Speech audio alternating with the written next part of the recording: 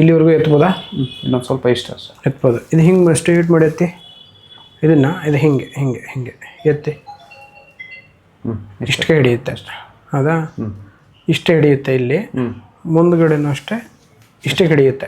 ಇಲ್ಲಿ ಪೇನ್ ಬರುತ್ತೆ ಮತ್ತೆ. ಎಲ್ಲಿಂದ ಪೇನ್ ಸ್ಟಾರ್ಟ್ ಆಗುತ್ತೆ ನಿಮಗೆ? ಇಲ್ಲಿ.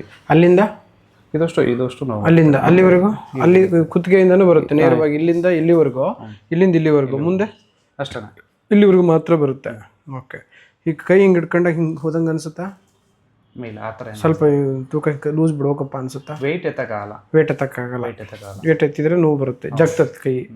ರಾತ್ರಿ ಮಲಗಕ್ಕಾಗತ್ತಾ? ಮಲಗಕ್ಕಾಗಲ್ಲ, ನಿದ್ದೆ ಬರಲ್ಲ, ತುಂಬ ಪೇನ್ ಬರುತ್ತೆ, ಮಲಗಕ್ಕಾಗೋದಿಲ್ಲ. ಕೆಲವು ಟೈಮ್ ಪಳ್ ಅಂತ ಪಳ್ ಅಂತ. ಎಷ್ಟು ದಿನದಿಂದ ಈ ಸಮಸ್ಯೆ ನಿಮಗೆ? ಒಂದು 20 ದಿನ ಆಯಿತು. 20 ದಿನ. ಶುಗರು, ಬಿ ಪಿ, ಥೈರಾಯ್ಡ್ ಏನಾದರೂ ಇದೆಯಾ? ಶುಗರ್ ಇದೆ. ಡನ್. ಶುಗರು ಕಡಿಮೆ ಮಾಡೋಣ, ಇದನ್ನು ಕಡಿಮೆ ಮಾಡೋಣ. ನಿಮ್ದು ಏನಾಗಿದೆ ಅಂತಂದರೆ, ರಕ್ತದಲ್ಲಿ ಸಕ್ಕರೆ ಅಂಶ ಇದ್ದರೆ ಔಷಧಿ ವರ್ಕ್ ಆಗ್ತವೆ. ನಿಮ್ಮದು ರಕ್ತದಲ್ಲಿ ಹುಳಿ ಅಂಶ ಇದೆ, ನಿಮ್ಮದು ಹೀಟ್ ಬಾಡಿ.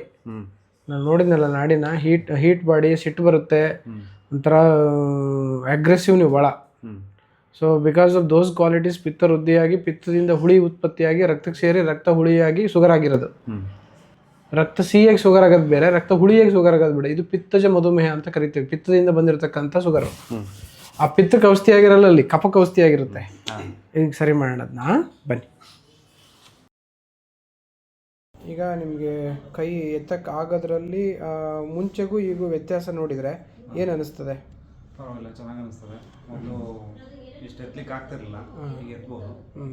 ಒಂದು 80%. ಓಕೆ. ಸ್ವಲ್ಪ ಎತ್ಬೋದು, ಇಲ್ಲಿವರೆಗೆ ಎತ್ತಕ್ಕಾಗುತ್ತೆ? Okay, nice. ಆಯಿತು, ಹೋಗಿ ಬನ್ನಿ.